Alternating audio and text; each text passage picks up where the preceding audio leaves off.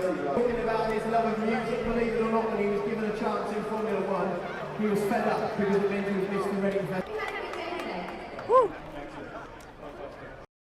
Well, I think for Red Bull to put events like they have done in Cardiff here today is really good for the youngsters to get a feel for the go-karting, feel for the competition as well, feel what it's like to win, feel what it's like to lose, and deal with, I suppose, a bit of the pressure on the day, and have people watching you and things like that.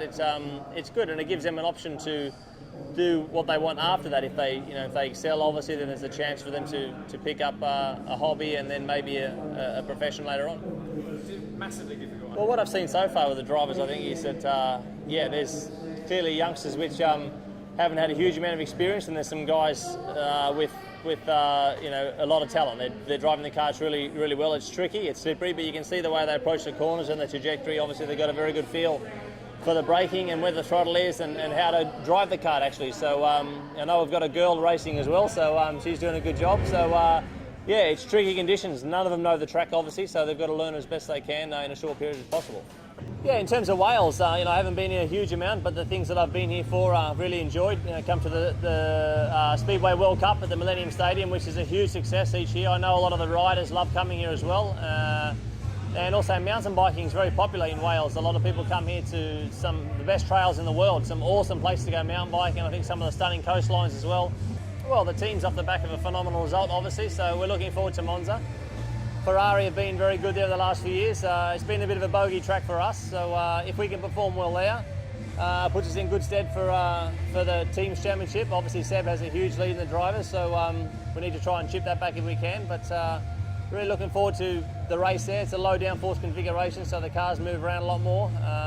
2 DRS zones, which will be interesting for the overtaking opportunities. And looking forward to it. I mean, it's another great opportunity to get a top result and try and get my first win of the year. Monza is a very, very famous track. It's very quick, very unique, so not many corners, but lots of long straights. So the cars are constantly, many times during the lap will go over 320 kilometres an hour with heavy braking. Also, you've got to jump the curbs.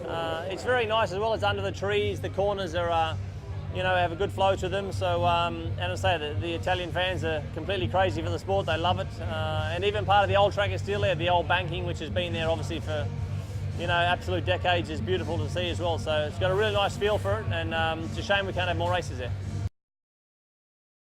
I think it's cool, having it on the street. There's always a bit more atmosphere, around amongst the buildings, and it seems to echo off the walls a bit better. So for the noise, it's pretty good. And the circuit's bumpy, and for me, I always like it. It's got a bit more character. So I think there's no better way to have it in these circumstances for the young kids to really experience, like a mini Monaco. The NASCAR was great. I had a couple laps just around the circuit and just to give the people a look, and then came here and did some donuts and got lots and lots of smoke, which was good because I was a bit worried. It was raining earlier and I thought maybe we won't get much smoke with wet asphalt, but that definitely wasn't the case. Yeah, I mean, after 4 races now with HRT, I'm starting to develop myself, with the team as well a bit more, getting a bit more of an input in the setup and what we need to move forward. Now that I've got an understanding of what the car does, what it's good at, what it's not good at, and then I think, we can move forward from here. I'm progressively getting better, but still nowhere near the limit I want to arrive at. But I think, definitely the next few, I'm confident to keep pushing it forward.